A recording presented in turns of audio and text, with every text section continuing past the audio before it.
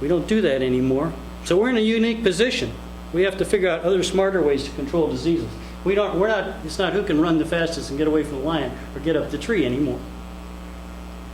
So we have impacts. The Rio Grande in places will not support fish. The Colorado River and the Yellow River, they dry up before they get to the sea.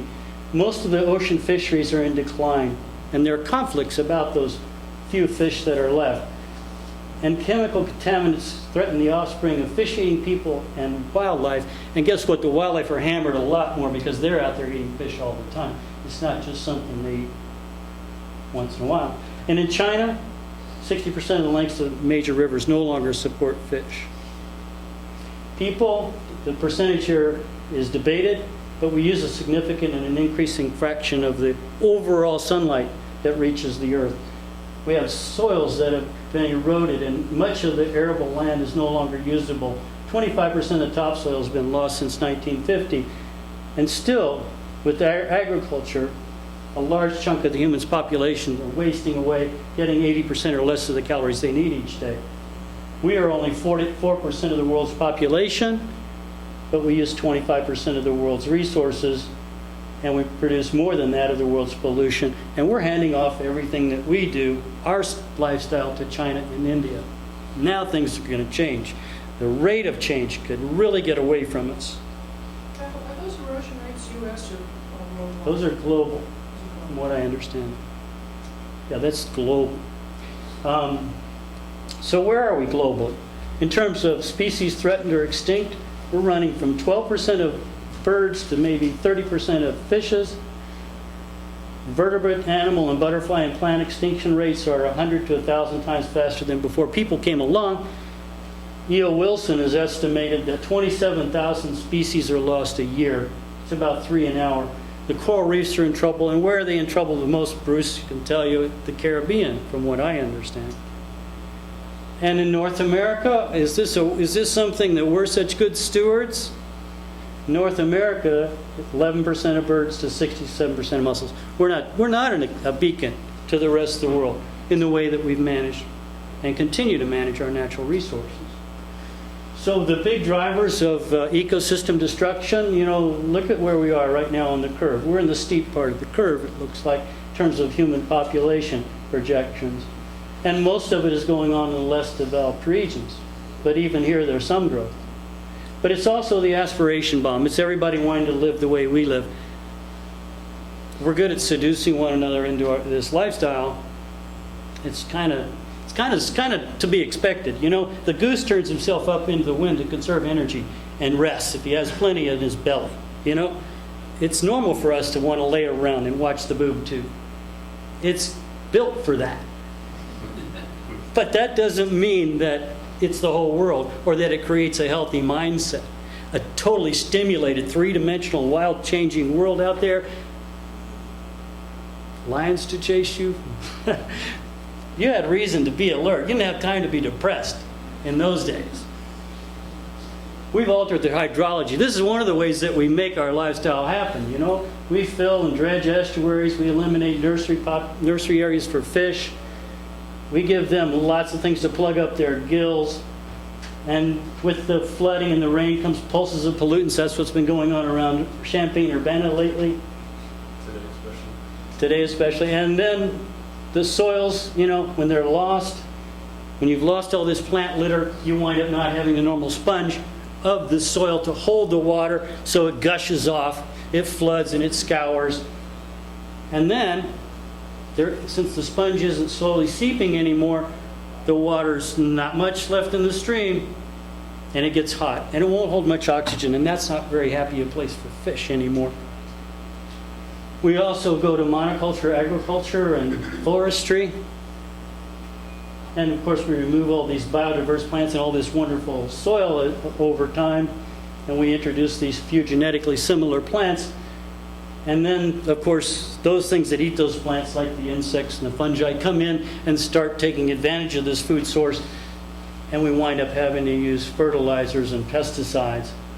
And so we get the secondary impacts, the unintended impacts of the fertilizers on the predatory insects that used to eat those pests. And we get the nutrients feeding the algae. And then the algae consume the nutrients and start to die. And then the oxygen gets sucked out of the system as they're broken down. And so we get the dead zones in places like the Great Lakes, at the mouth of the Mississippi River, and at the mouths of other rivers around the world.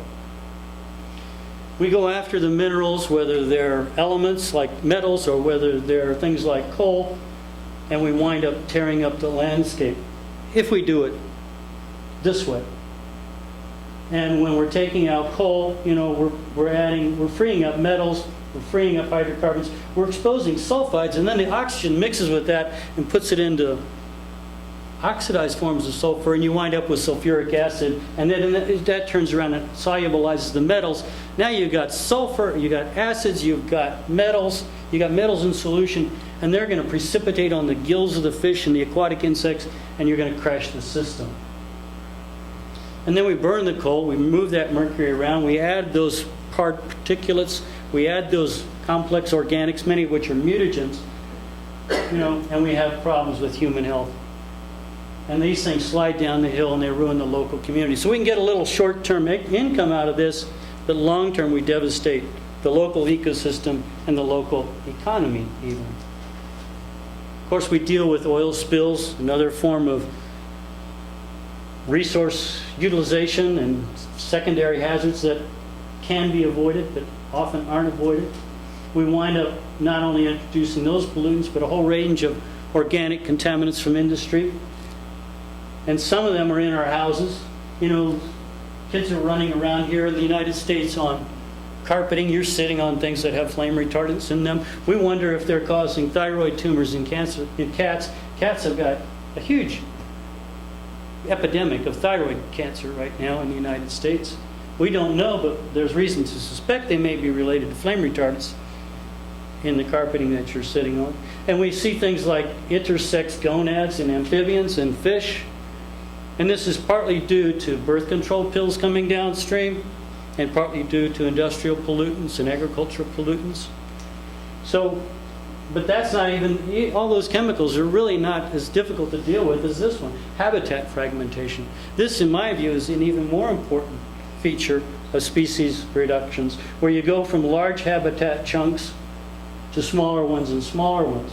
And then you wind up with some poor habitats that they can't survive and reproduce at all, and other ones that are too isolated so that something can come along here. A dry year, a hot year, a year in which there's too many predators, right? A year in which a disease comes in, and then this goes out.